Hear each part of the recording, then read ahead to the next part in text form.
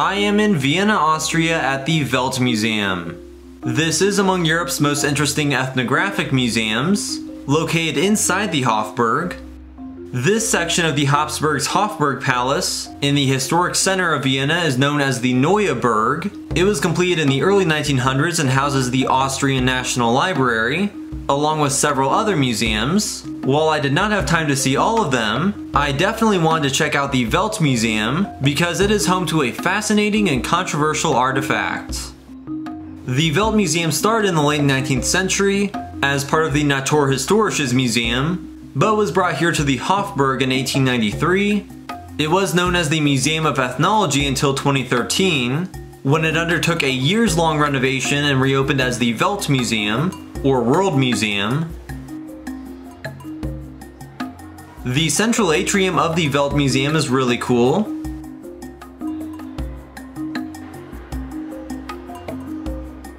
Austria did not have many colonial holdings outside of Eastern Europe, so most artifacts in this collection were probably ethically acquired, and thus this museum is not subject to nearly as many controversies as similar museums in other European nations, such as in Germany or the UK.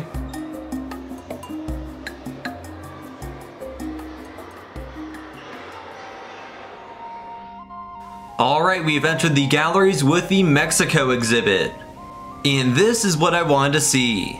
Moctezuma's headdress. Well, probably not. But for a long time they claimed that this was the headdress of Moctezuma II, the last Aztec emperor to rule before European contact. Moctezuma was the 9th Aztec emperor and had many military successes in expanding the empire until the Spaniards arrived on his shores in 1519. From there they began their conquest of the Aztec Empire under Hernan Cortez. He was most likely killed in 1520 at his palace in Tenochtitlan, where the conquistadors held him prisoner, although there are different stories about his death, and there are many different portrayals of who Moctezuma was. Many stories and histories have regarded him as a weak and defeated king until he was killed. If this was truly Moctezuma's headdress, then it would not have been used as a crown. It probably would have been a religious headdress representing Quetzalcoatl. This beautiful piece is a Quetzal feathered headdress, utilizing the feathers of several different birds, primarily the Quetzal, but also the spoonbill, kingfisher, and squirrel cuckoo. It also contains some gold and brass. This is a taxidermy Quetzal bird, whose feathers decorate Moctezuma's headdress.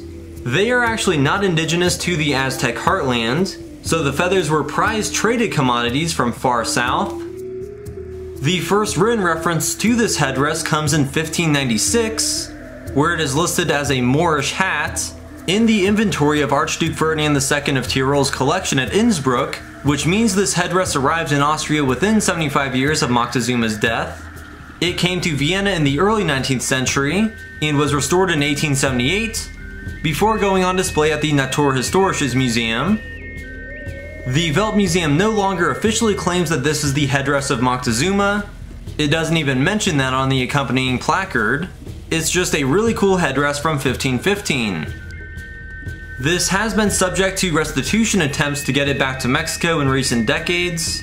Austria and Mexico did come to the agreement that this headdress is too fragile to transport, so it will stay here in Vienna. I really don't think it was ever used by Moctezuma, but maybe it was. Regardless, that is awesome. This painting depicts the first encounter between Moctezuma and Hernan Cortez. Notice Moctezuma has a European crown in this painting, not the feathered headdress. This case contains all sorts of Mexican artifacts that were severely misidentified as Schloss Ambras in Innsbruck, which is also where Moctezuma's headdress was originally located. They did not realize these were Mexican until the 19th century. That 16th century Mexican feather shield with coyote was inventoried as a Chinese parasol in 1788. This is a Tlaxcala warrior sculpture. The Tlaxcala were the biggest enemies of the Aztecs, so they formed an alliance with the Spaniards to defeat the Aztecs. And here's another Tlaxcala figure. This one likely supported an altar or bench with his upraised hands.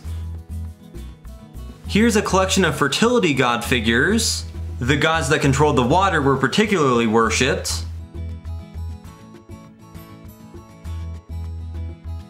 These are interesting, some authentic casta paintings. These paintings were made to identify the racial hierarchy in Latin America. Below pure-blood Spanish families are the mestizos, produced when a Spaniard man and indigenous woman would mix. These are depictions of the Virgin of Guadalupe, an ever-present symbol for Catholics throughout Latin America. Here's a great ceramic market tree from the 1970s. There are all sorts of daily market activities depicted throughout the tree.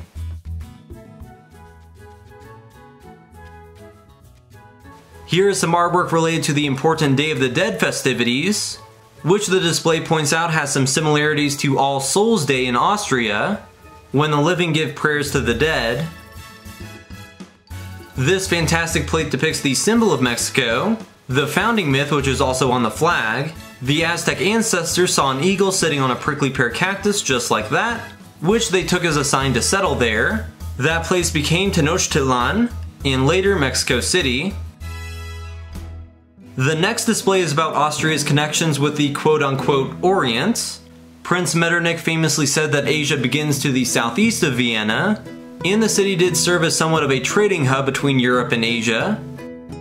This man, Karl Alexander von Hugel, was one of the few Austrians who escaped Metternich's surveillance state in the early 19th century, and spent 6 years touring the Middle East. He brought back many of these artifacts. That's a Bedouin outfit which Hugel received at the ancient city of Palmyra.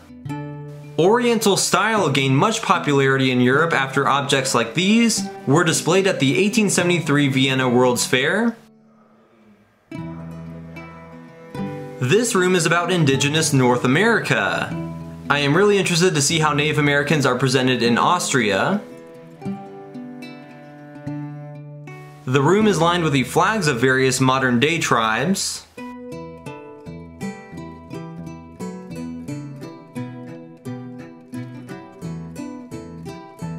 This fantastic headdress was created in Florida in 1990. It was received as a gift by Egon Winkler for being the Austrian Trade Commissioner to the United States in 1991. For the record, headdresses like this were not worn by tribes in Florida. There are also a bunch of baseball caps, which are much more common than feather headdresses today.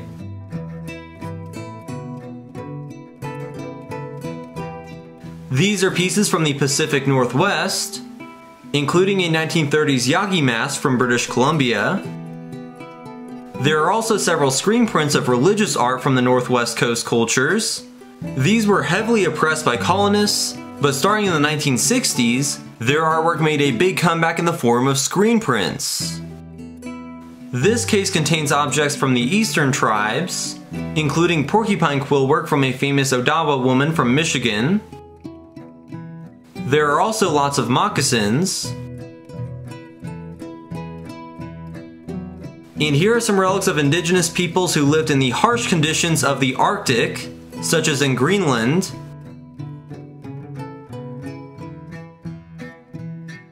Those shoes were worn on the Jan Mayen expedition of 1882 to 83. The members based their clothing and gear directly on Inuit objects in this museum's collection. By far the largest case contains artifacts of the Senner natives, the cultures that lived on the Great Plains. That is a great headdress from Alberta, Canada. A Viennese man named Hugo Moller collected many of these pieces. He saw that these cultures were rapidly disappearing from America during his time.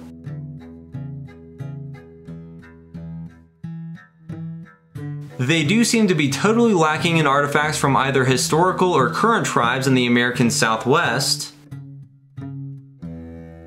Here are various different depictions of the Buddha, including curvaceous Coke bottle Buddha.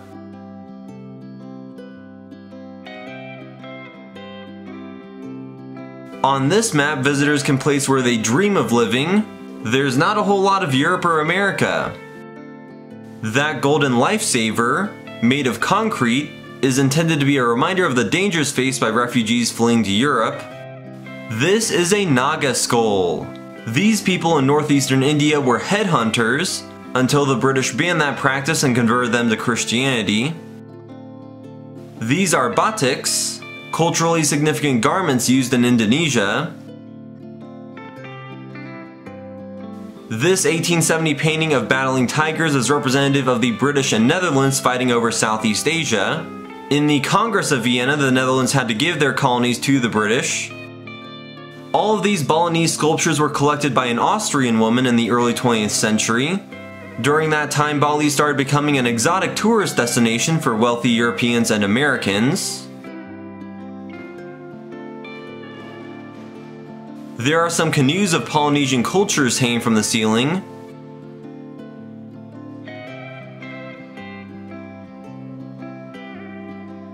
That is an interesting feather bust of the war god Ku from Hawaii. This head would be mounted on a post and carried into battle to scare the enemy. This head was acquired by Captain James Cook. Unlike Cook, it made its way back to London, where it was purchased by Kaiser Franz I. Here is a female figure post used in a communal house of the Kai people on Saddle Mountain in Papua New Guinea. Here is an incredibly intricate gable decoration that was part of an assembly hall in Papua New Guinea. This magnificent stern post was on the bow of a Maori war canoe.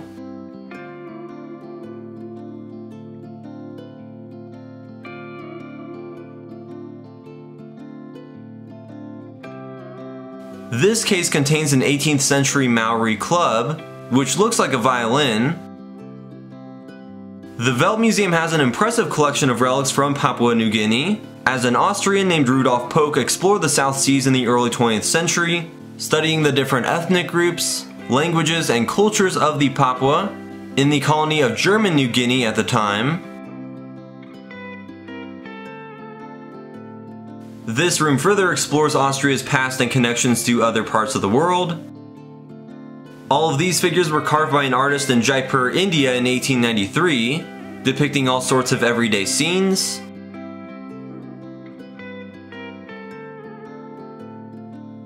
Here is a massive display of Javanese puppet theater figures from the late 19th century, surrounded by seemingly hundreds of papier-mâché heads. This section is full of artifacts that were collected by the Archduke Franz Ferdinand. You know, the one who got assassinated during his world tour between 1892 and 93. So the guy whose murder started a world war did at least get to travel the world first. These are pieces he collected in New Guinea. These are Native American artifacts acquired by Franz Ferdinand on his 1892 US visit. Those are postcards of famous Native Americans during that time, including Chief Joseph of the Nez Perce and General Custer's Indian Scout Curly.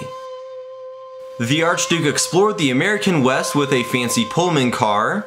He went to Yellowstone National Park, where he was disappointed by the no shooting rule after seeing all the great game that he would have loved to take home with him. He was also annoyed by Native Americans trying to sell him antlers and other trophies, but he was apparently impressed with Old Faithful in the Grand Canyon. This is a fantastic 1872 model of a daimyo residence, built in 1872. It was exhibited in the Palace of Industry at the Vienna World's Fair of 1873. The Vienna World's Fair was important for Japan, as it was the first time they presented themselves as a modern state to the outside world, not long after the Meiji Restoration. This 1771 Chinese throne screen has intricate carved lacquer work. This used to be in the Imperial Hunting Palace of Nanhazi, south of Beijing, until it was taken during the Boxer Rebellion. In this exhibit, they propose some important questions for such a museum, like what does Austria have to do with colonialism? Here's an 1858 figure of a seated woman collected by the Navarra expedition in the Nicobar Islands. So the Austrians did do some exploitative expeditions, though hardly ever with colonial intent. Well, besides Bosnia. This sword and its damaged wooden sheath was taken from Tanzania. These are masks of the nearly forgotten Munduruku culture in the Amazon. They gave up much of their headhunting culture, but made a political comeback recently in trying to defend the Amazon. This room contains many artistic treasures from Benin, including some of the controversial Benin bronzes. Due to the violent nature in which these were obtained, the bronzes are subject to restitution cases in museums across the West. These are brass court dwarves from Benin. Centuries ago, real quote-unquote dwarves would serve as jesters to the Oba. There are also many rare pieces that were gifted to Franz Josef by the Ethiopian Emperor Menelik II. This is a Buddhist shrine from Bhutan.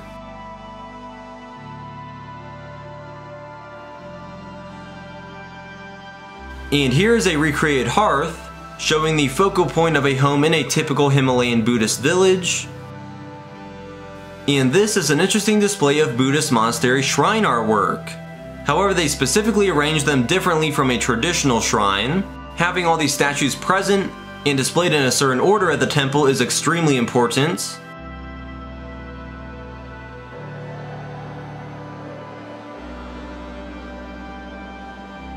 To my surprise, the top floor of the Weltmuseum is now home to the Imperial Armory and a great collection of historic musical instruments.